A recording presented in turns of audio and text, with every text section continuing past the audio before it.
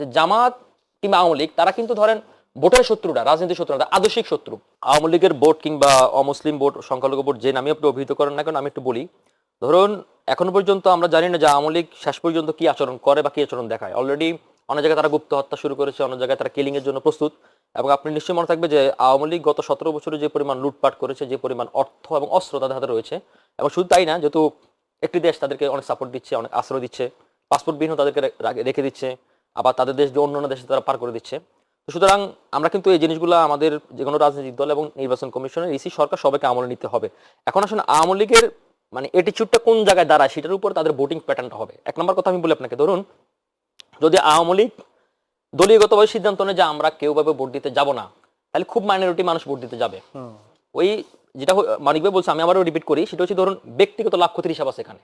কারণ হচ্ছে ধরুন আমাদের পলিটিক্যাল পার্টিগুলা তারা আসলে এই ঢাকা কেন্দ্রিক বা সেন্ট্রালি যেটাকে চিন্তা করে, পেরিফেরি রাজনীতি কিন্তু একরকম না। কারণ রুট লেভেলের রাজনীতি বাস্তবতা পুরোপুরি ডিফারেন্ট। কারণ হচ্ছে ধরুন আপনি রুট লেভেলে কে ব্যবসা করে, কেউ চাকরি করে, কেউ চাঁদা দিয়ে থাকতে হয়, কিংবা কেউ মিলেমিশে থাকতে হয়। তো এই জাতীয় ইকুয়েশনগুলো তার কাছে প্রথম ম্যান্ডেটরি কিন্তু আদর্শিক না।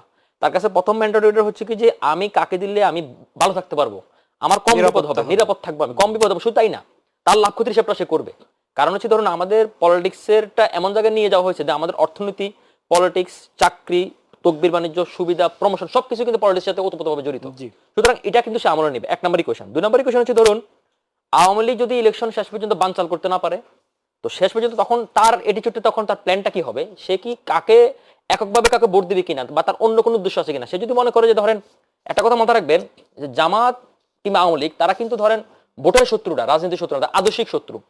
বিএনপি এবং আওয়ামী লীগ হচ্ছে মোটার মতো ভোটার শত্রু। এখন যদি আওয়ামী লীগ যদি এটা চিন্তা করে যে আমি যদি ওই যে ফ্লোটিং ভোটের কথা বলতেছেন কিংবা এই যে জরিপগুলো কাছাকাছি, আওয়ামী লীগ যদি কেন্দ্রীয়ভাবে এটা চিন্তা করে যে ঠিক আছে ওকে আমি এখন বিএনপিকে আমি হারাতে চাই, তাহলে তার ভোট বাক্সটা আবার এক বাক্স পড়ে যেতে পারে যেটার সাথে কাছাকাছি রয়েছে। আবার যদি সে যদি মনে করে যে আমি আসলে জামাতকে বা অন্য কাউকে বিরোধী দল দেখতে চাই না, যেহেতু জাতীয় পার্টি জয়েন করতেছে, জাতীয় পার্টি ভোট বাক্সে পড়তে পারে কিনা, যদি এটা সম্ভাবনা কম, কারণ জাতীয় পার্টি সেভাবে এখনো মানে ভোটের মাঠে হাওয়াটাও তাদের দেখা যায়নি।